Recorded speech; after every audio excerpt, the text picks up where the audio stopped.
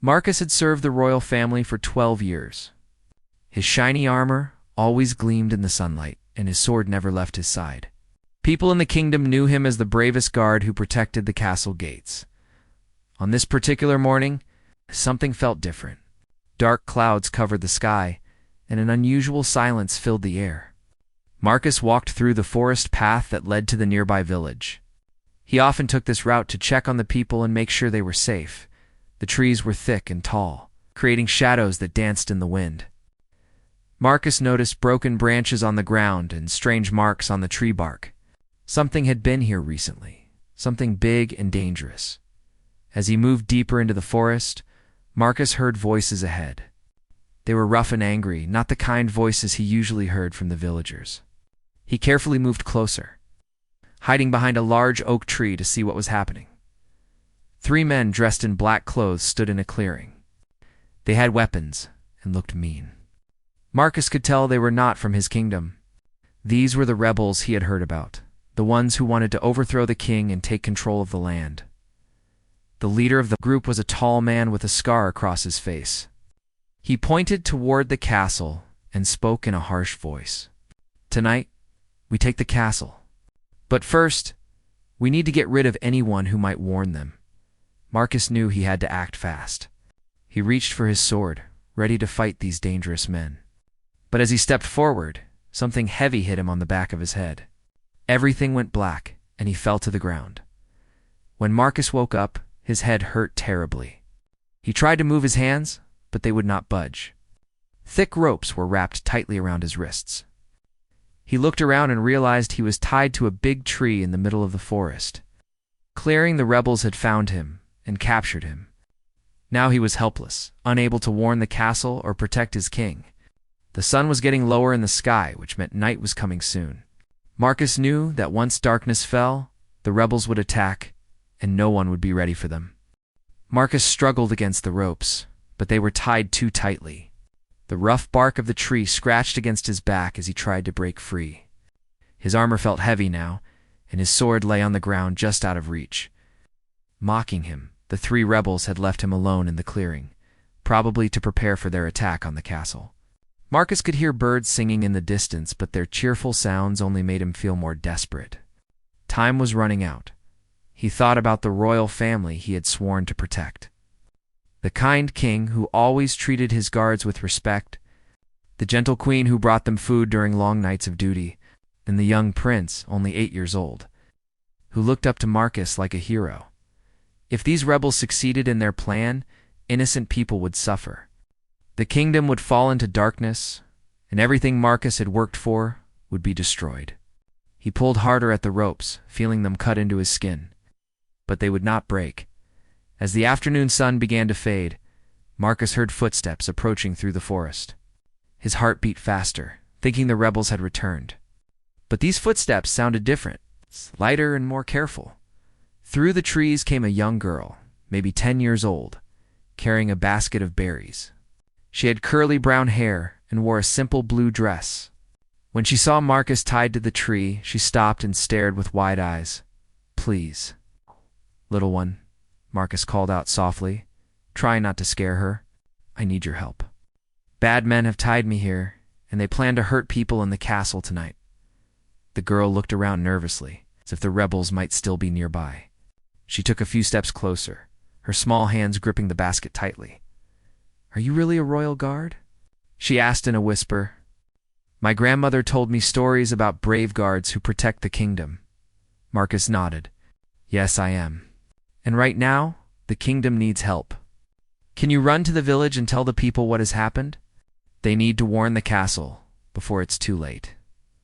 The girl bit her lip, looking scared but determined. Marcus could see she wanted to help, but she was afraid. The rebels might still be in the forest, and a young child running alone could be in great danger. "What if the bad men catch me?" she asked, her voice trembling. Marcus looked into her brave little eyes. "You are stronger than you know. Sometimes the smallest person can make the biggest difference. But if you're too frightened, I understand." The little girl set down her basket and walked closer to Marcus.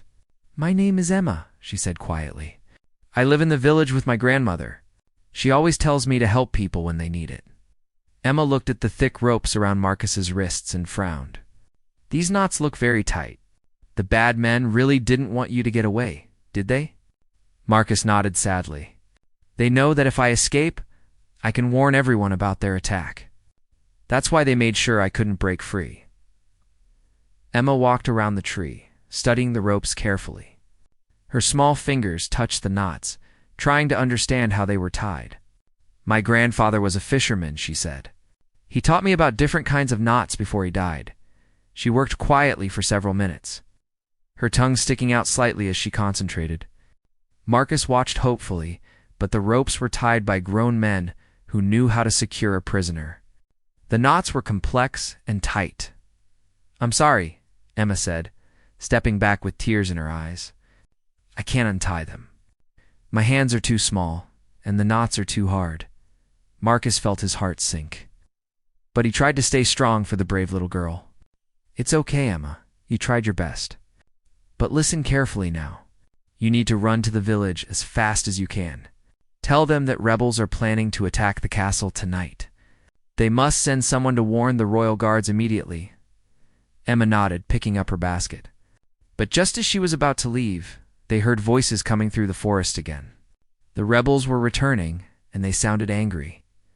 Hide behind that big rock, Marcus whispered urgently. Don't let them see you.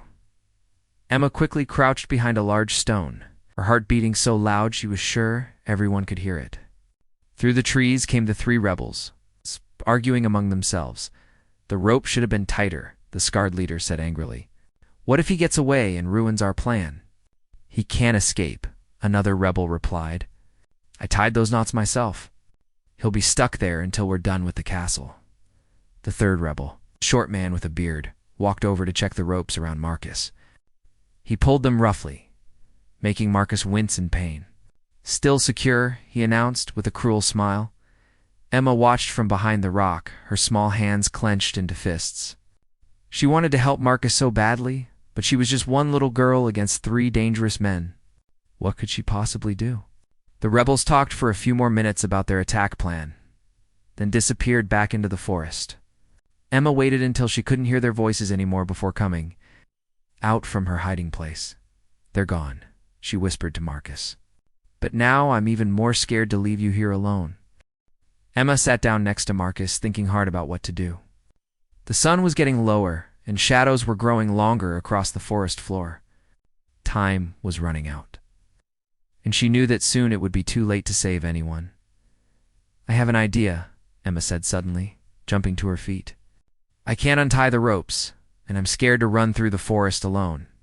But maybe I don't have to do either of those things. Marcus looked at her with curiosity. What do you mean, little one?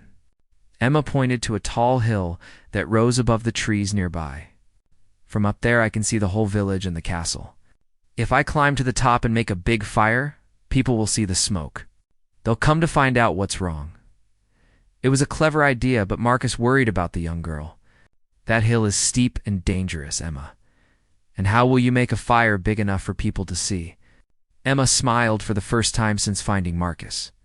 I know that hill very well. My friends and I play there all the time. There's a flat area at the top with lots of dry wood from old trees. She reached into her basket and pulled out a small piece of flint and steel that her grandmother had given her for emergencies. Grandmother always says to be prepared for anything. Marcus felt a spark of hope. You're a very smart girl, Emma. But what if the rebels see the smoke too? They might come looking for whoever made the fire. Emma's face grew serious. Then I'll hide until help arrives. But I can't just leave you here while those bad men attack innocent people. My grandmother taught me that sometimes we have to be brave, even when we're scared. She gathered some dry leaves and small sticks from around the clearing. I'll take these with me to help start the fire quickly. The faster I can get it burning, the sooner help will come. As Emma prepared to leave, Marcus called out to her. Wait, if people come and find me, tell them the rebels are planning to attack just after sunset. They'll come from the north side of the castle, where the walls are lowest. Emma repeated the information carefully, making sure she remembered every word. Then she took a deep breath and started walking toward the hill. The climb was harder than she expected. The path was rocky and steep, and her small legs were getting tired. But every time she wanted to give up, she thought about Marcus tied helplessly to that tree, and about all the innocent people who would be hurt if the rebels succeeded. Halfway up the hill, Emma heard something that made her freeze with terror. Footsteps were following her up the path. Someone was coming after her. She was too far from the top to reach safety. She looked around desperately for a place to hide. There was a small cave in the rocks nearby, just big enough for a child to crawl into. Emma quickly gathered her fire-starting materials and squeezed inside. Trying to be as quiet as possible, the footsteps got closer and closer. Emma held her breath, praying that whoever it was would not find her hiding place. Emma pressed herself deeper into the small cave, her heart pounding like a drum in her chest. The footsteps stopped right outside her hiding place. She could hear someone breathing heavily, as if they had been running. "Emma? Emma, where are you?" called a familiar voice. It was Tom, her older brother. Emma crawled out of the cave with relief flooding through her body. Tom was 16 and strong, with kind eyes and messy brown hair, just like hers. "What are you doing up here?" Tom asked, looking worried. "Grandmother sent me to find you when you didn't come home. She was afraid something had happened to you." Emma grabbed her brother's hand. "Tom, you have to listen to me. I found a royal guard tied to a tree in the forest. Bad men captured him, and they're going to attack the castle tonight. We need to get help right away." Tom stared at his little sister.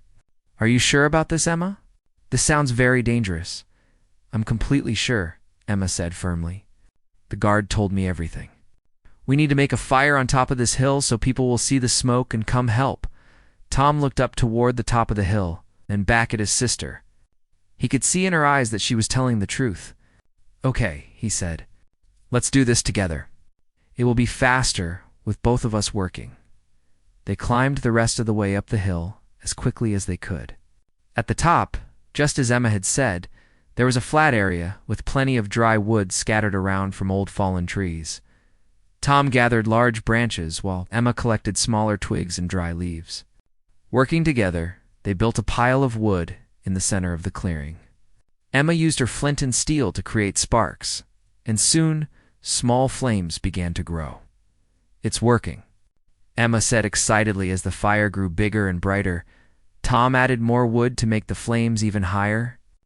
Thick smoke began to rise into the evening sky, creating a dark column that could be seen for miles around. Down in the village, people noticed the smoke immediately. "There's a fire on Miller's Hill," someone shouted. Someone might be in trouble up there. A group of villagers, including the blacksmith, the baker, and several farmers, grabbed buckets and tools and hurried toward the hill. They thought they were going to fight a forest fire, but they were about to discover something much more important. Meanwhile, back in the forest clearing, Marcus watched the sky hopefully. He could see the smoke rising from the hill and knew that Emma had succeeded in her brave plan. Soon, help would arrive, but he also knew that the rebels would see the smoke too. And he was right. The 3 rebels came running back to the clearing, looking angry and suspicious. "Someone's making a signal fire," the scarred leader said, pointing at the smoke. "They're trying to call for help. We need to find whoever is doing this and stop them before our plan is ruined." The bearded rebel looked at Marcus with suspicion. Maybe he has friends in the forest. Maybe they're trying to rescue him. Marcus tried to look confused and innocent. "I don't know anything about a fire. I've been tied to this tree the whole time, but the rebels weren't fooled." "Search the area," the leader ordered. "Find whoever is making that signal and bring them here. We can't let anyone interfere with our attack tonight." On top of the hill, Emma and Tom kept feeding wood to their signal fire. The smoke was thick and dark, visible from everywhere in the valley below. They could hear voices getting closer as people climbed up to investigate. "Someone's coming," Tom said, pointing down the path. "I can see torches moving through the trees." The first person to reach them was William the blacksmith, a big man with strong arms and a kind heart. Behind him came Martha the baker, old Peter the farmer, and several other villagers, all carrying buckets of water to fight what they thought was a forest fire. "Children," William called out, "get away from that fire before you get hurt." "Wait!" Emma shouted, running toward the group. "This isn't an accident. We made this fire on purpose to get your attention. There's a royal guard trapped in the forest, and rebels are planning to attack the castle tonight." The villagers stopped and stared at the young girl. Her clothes were dirty from climbing, her face was smudged with smoke, but her eyes were bright with determination and truth. Martha the baker knelt down beside Emma. "Tell us everything, child. What exactly did you see?" Emma quickly explained about finding Marcus tied to the tree, about the 3 rebels and their plan to attack the castle after sunset. She repeated the guard's message about the attack coming. From the north side, where the walls were lowest, William the blacksmith stood up tall and strong. "If this is true, we don't have much time. Peter, you and Martha, take some of the others and go warn the castle. The rest of us will follow the children to find this captured guard." The group split up immediately. Some villagers ran toward the castle as fast as they could, while others followed Emma and Tom down the hill toward the forest clearing. When they reached the place where Marcus was tied, they found him struggling against his ropes more desperately than ever. The rebels had returned and were standing around him, arguing about what to do. "There they are," Emma whispered, pointing through the trees. "Those are the bad men who captured the guard." William the blacksmith picked up a heavy stick and stepped forward. "You men, release that guard immediately and surrender yourselves."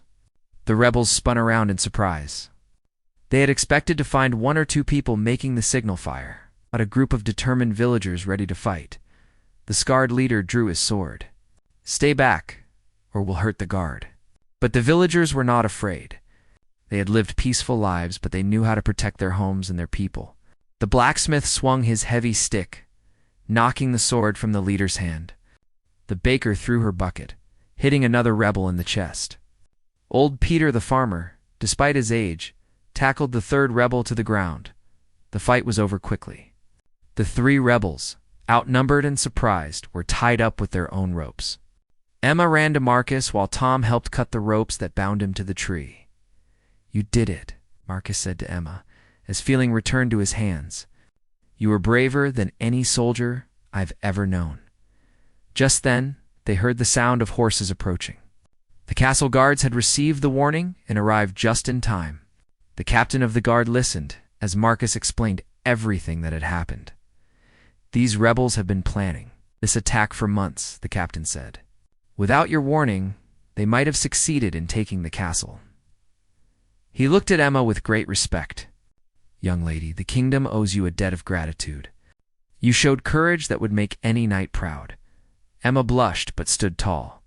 "I just did what my grandmother taught me. She always says that anyone can be a hero if they choose to help others when it really matters." As the sun set that evening, the castle was safe. The rebels were in prison, and Marcus was reunited with his fellow guards. The kingdom celebrated the bravery of a little girl who proved that sometimes the smallest person can make the biggest difference. Emma returned home to her grandmother, who hugged her tightly and said, "I always knew you had the heart of a hero. Today, you showed the whole kingdom what true courage looks like." From that day forward, Emma was known throughout the land as the girl who saved the castle. But she never forgot the lesson she learned in the forest, that real heroes are not the ones with the biggest swords or the strongest armor, but the ones who choose to act with kindness and bravery when others need help the most.